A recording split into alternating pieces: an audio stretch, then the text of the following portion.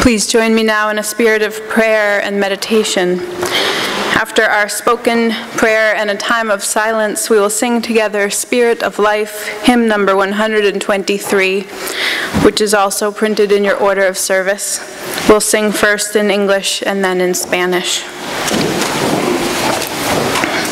This morning's prayer is by Maureen Kilren. Holy energies of creation, endless mysteries of life, you are the music that sounded before our world was born. Sound and silence woven throughout the ages, far beyond the most profound wisdom humanity has been able to touch. Be with us. Deepen our willingness to live without certainty, to take the risks of living on the edges of our creativity, to step beyond the boundaries of possibility and hope. Help us always to remember that we are, in our essence, the magic of star stuff, that we are kin to all that is and was and may yet come to be. Teach us to temper our impatience, to retain our conviction that what we do makes a difference, that even our smallest act can contribute to the good of a greater whole. Be with us in our uncertainties. Rejoice with our small triumphs. Comfort our losses. Remind us we are never alone, not in our joys or in our tears. In the blessing of our silence, may we feel your presence, something greater than we have yet been able to comprehend. Amen. A few weeks ago, Jonathan shared some words from his mother during our Candles of Joy and Sorrow, and I was so moved by them that I asked him to share them again this morning. Fits right in with our theme. I invite Jonathan to read our opening reading.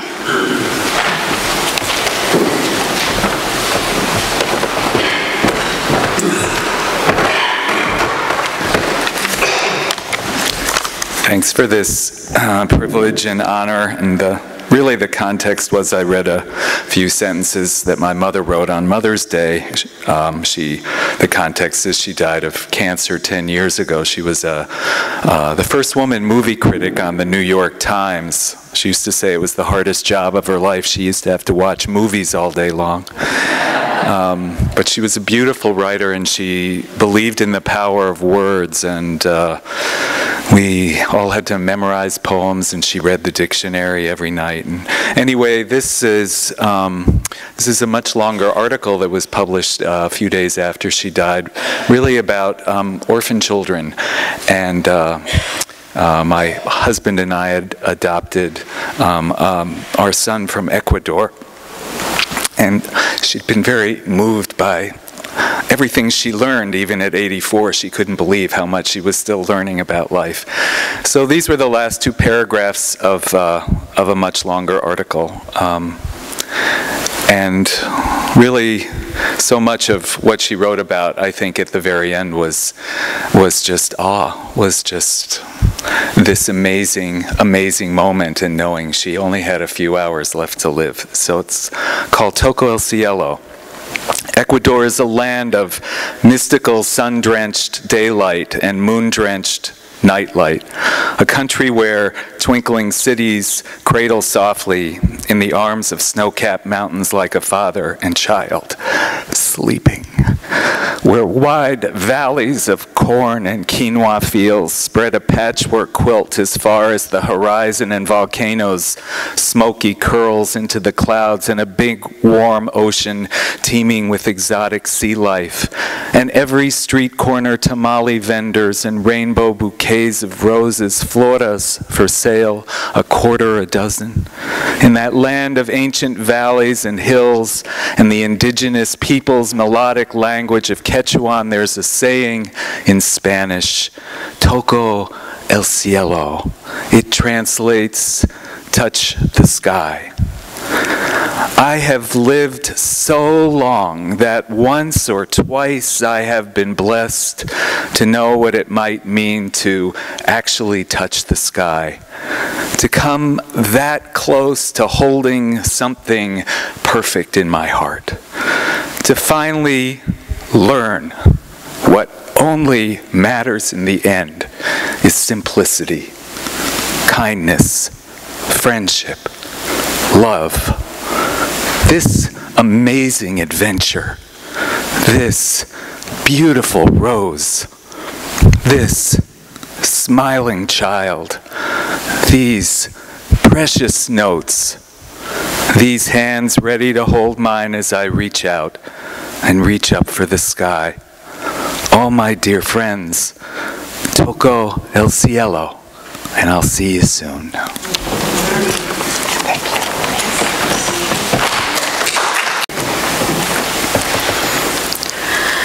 So it's been an interesting few weeks. A real mixed bag, really, as life often is. I have vacillated from joy to despair to frustration to gratitude, sometimes all within an hour. Do you ever have days like that? Weeks like that? This being human and living alongside other humans is a roller coaster. I'll give you a few snapshots of my emotional landscape lately. Our Black Lives Matter banner is vandalized. Heartbreak, anger. How can people be so cruel? Scarby dumps out a bucket full of 1s and 5s and 10s and 20s on the table in our parish hall, donations for my minister's discretionary fund from the lipstick audiences this month.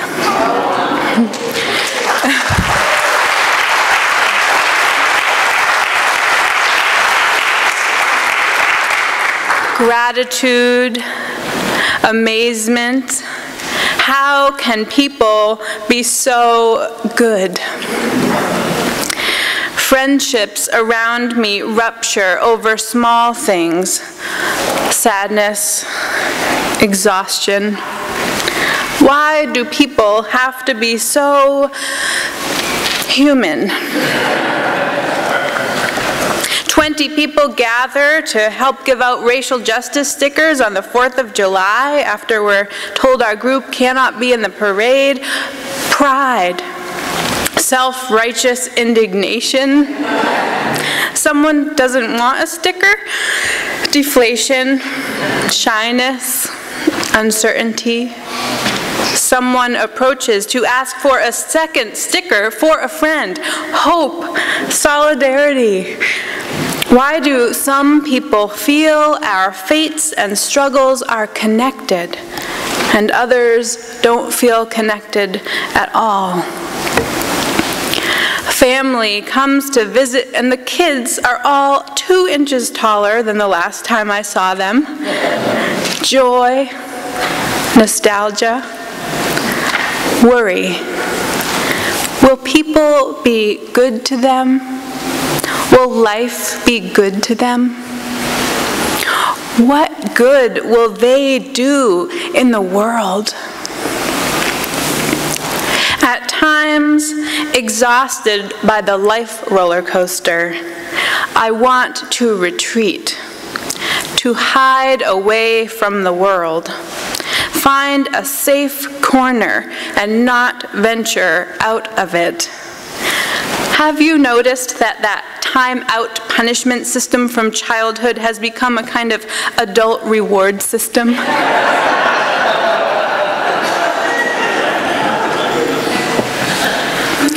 But even as I seek it, I know that the empty corner is not where the real reward lies. The escape vent from the world is not actually what refills the cup when it has been emptied. The real reward, the real replenishment for parched spirits lies not outside the world, but in the world, in paying close attention to the world, but not the whole thing, just one single piece of it. In her collection of essays called High Tide in Tucson, Barbara Kingsolver writes, "In my own worst seasons, I've come back from the colorless world of despair by forcing myself to look hard for a long time at a single glorious thing. A flame of red geranium outside my bedroom window. And then another, my daughter in a yellow dress. And another, the perfect outline of a full dark sphere behind the crescent moon. Until I learned to be in love with my life again. Like a stroke victim, retraining new parts of the brain to grasp lost skills, I have taught myself joy over and over again." It helped me so much this week to be thinking about those words, to remember at the end of each long day or at the beginning to look hard for a long time at a single glorious thing. And you know what? It never failed to work. It never failed to replace some of the angst with awe, to lighten some of the burden through simple, restorative act of paying attention. Listening intently to the bird song outside my window, noticing the imprint my foot made in the sand, watching the night sky turn from deep blue to purple to pink and orange, watching it all the way through the million changes until the whole sky turned black and the stars became visible. It felt like a form of prayer to pay attention. How do I get so swept up by life that I forget to watch the sunset? How do I get so embroiled in the intimate dramas of people that I forget how the tide washes the beaches clean twice a day? I am reminded of Shug's line in The Color Purple when she says, "I think it pisses God off if you walk by the color purple in a field somewhere and don't notice it." I hope that you notice the color purple somewhere today. Do me a favor when you do. Linger with it a while. There's a long-standing debate among scientists about how exactly paying attention helps us to learn. One theory is that focusing makes the critical piece of information stand out. If you imagine trying to pick out a single instrument in an orchestra, that would be like turning up the volume on the violin to make it easier to hear.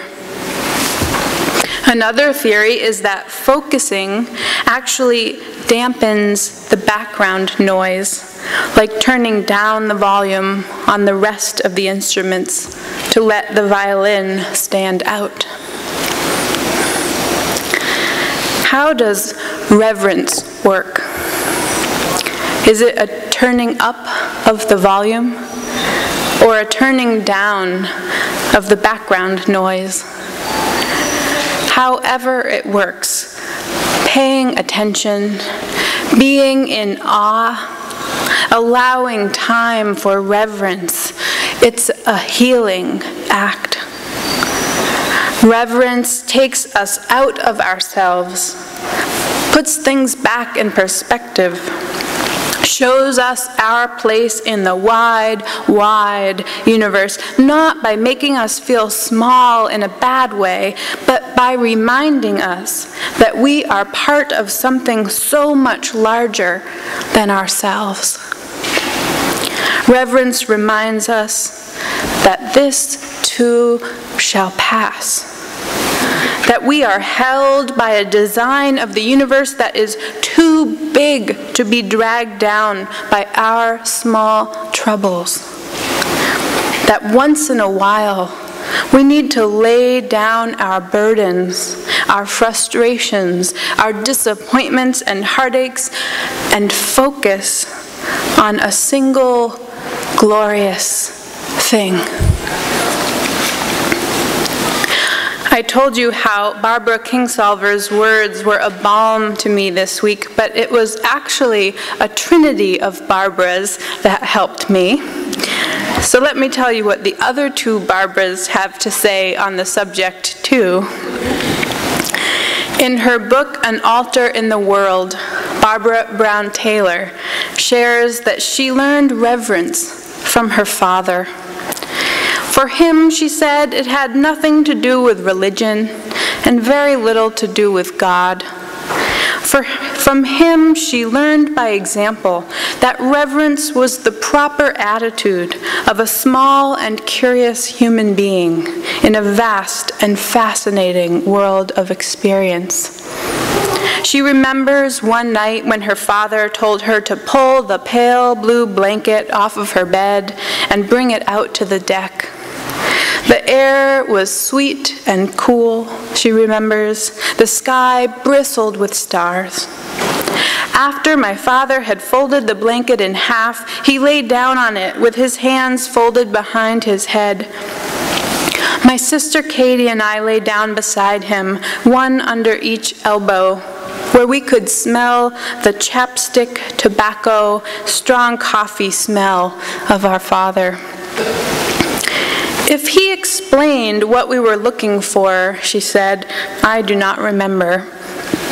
All I remember is lying there beside him, looking into a sky I had never really looked into before, or at least never for so long.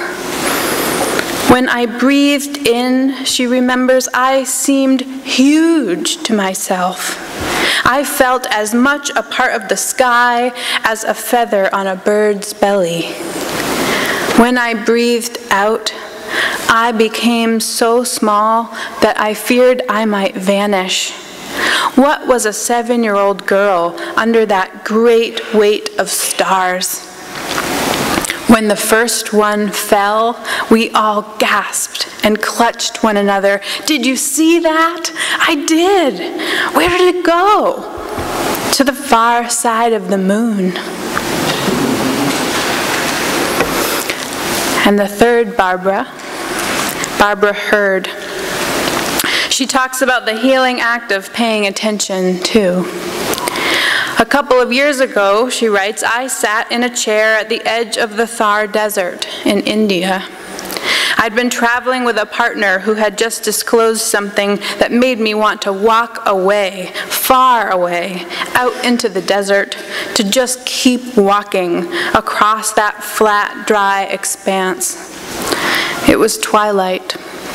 I got up out of my chair, headed away from the small village, the dancers, the decorated camels, walking in the soft sand, the small grains working their way into my shoes. The desert drew me as surely as if it were a magnet, and my body a collapsing stack of iron shavings. I kicked at anything, spat out a searing attack to the empty dunes. I wanted to pound something, his head, perhaps.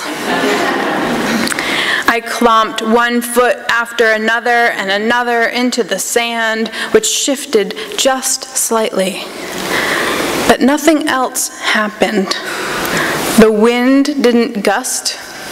I didn't feel fortified by the satisfaction of being the one so clearly wronged.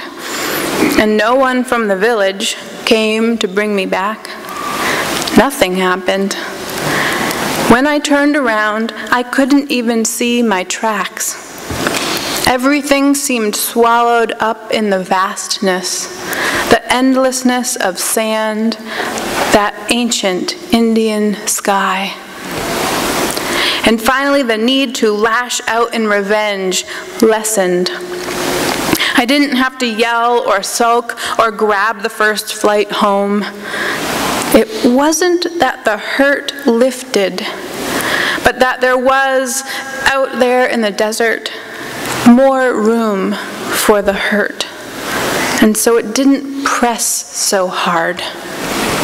That familiar sense of needing to explode with emotion eased. Maybe you too have experienced the gentle easing as you have allowed yourself to melt into your surroundings. People seem willing to look all over the place for deeper meaning, Barbara Brown Taylor says. They will spend hours launching prayers into the heavens. They will travel halfway around the world to visit a monastery or to take part in a mission trip to Belize. The last place most people look is right under their feet, in the everyday activities, accidents, and encounters of their lives. What possible spiritual significance could a trip to the grocery store have? How could something as common as a toothache be a door to greater life? No one longs for what he or she already has, and yet the accumulated insight of those wise about the spiritual life suggests the reason so many of us cannot see the red X that marks the spot is because we are standing on it. The treasure we seek requires no lengthy expedition, no expensive equipment, no superior aptitude or special company. All we lack is the willingness to imagine that we already have everything we need. The only thing missing is our consent to be where we are. Maybe all we need to find that deeper meaning, that deeper healing, that deeper connection is the wisdom to pay attention to where we are, to take time to really see our surroundings, to truly appreciate what is right before us. Some people, the poets maybe, or the artists, or the very wise, seem to understand this, and thankfully they remind us to lay down our burdens, to notice the color purple, to look hard for a long time at a single glorious thing, to finally learn that what really matters in the end is simplicity, kindness, true friendship, love, this amazing adventure, this beautiful rose, this smiling child, these precious notes, these hands ready to hold mine as I reach out, reach up for the sky. Amen, and blessed be.